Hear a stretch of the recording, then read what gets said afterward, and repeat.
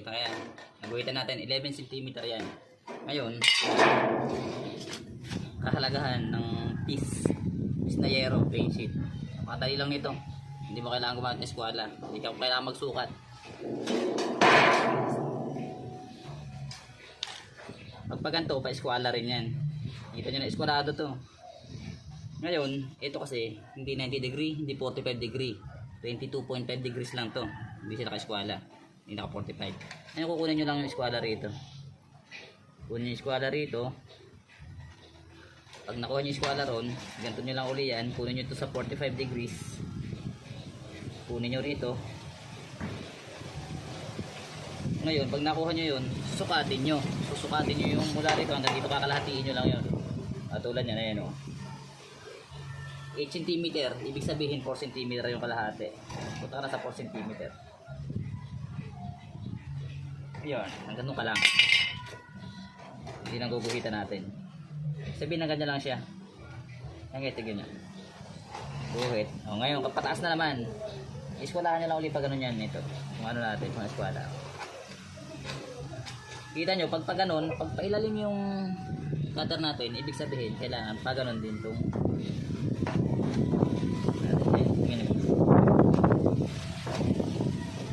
nakita. Yun. Eskwala na tayo dito. Paano natin yan? Yan. Kanya lang din yan, pakabila. Kukunin nyo na, hindi nyo kailangan magsukat-sukat ulit dyan. Kung saan tumama, doon na. Wow. Hindi tayo nakabaliktad kasi. Gawain ng mga bullseye yan. Guys, so ayan o. Kukunin ulit natin eskwala ron. Ganyan. Yung kabila 4 cm. Ibig sabihin 4 cm din kukunin natin dito. Ayan. 4 cm. Kukunin natin 4 cm. Ayan guys o. Ayan. Parehas lang yan.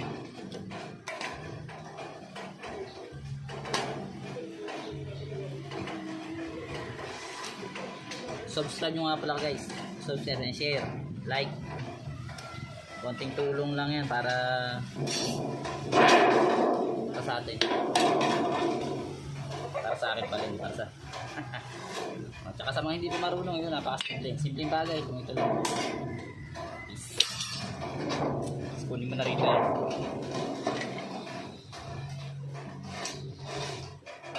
Guys, ganito yan.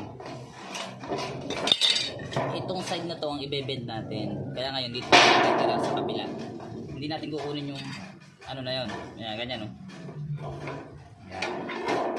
Guhitan natin para diretso. Pero kahit hindi mo guhitan yan, pwede lang. Ano may guhit? Para diretso naman.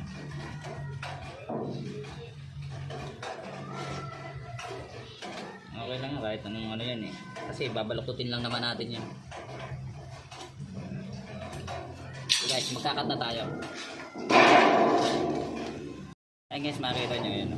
Yung buhit niya, medyo ano yan. Tsaka dito, ito kakating kasi natin to eh. Huwag nyo sagad dito, magandang tutupiin para makinis. Kakat tayo.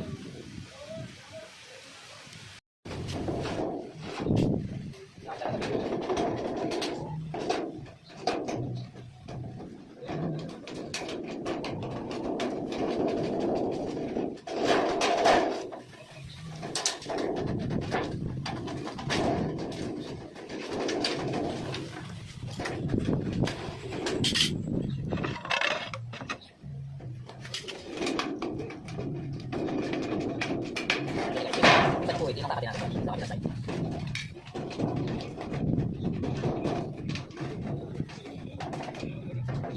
Ito wala isang bundok na kaliwa. Okay ba?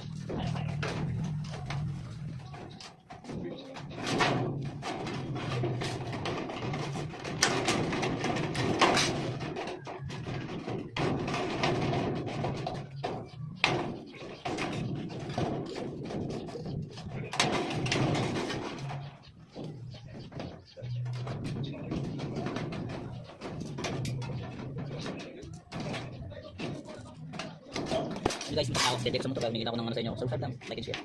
Konting tulong. Tulong para tayo ng konti.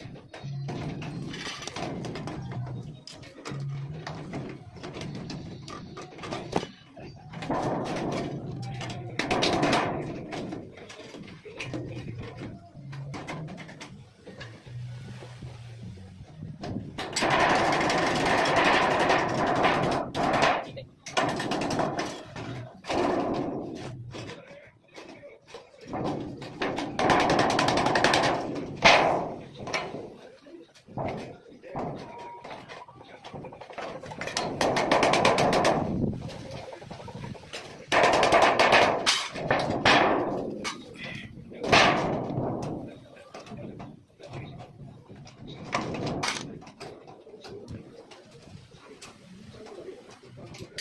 guys, sabi ko kanina, tutupin natin ito para malinis.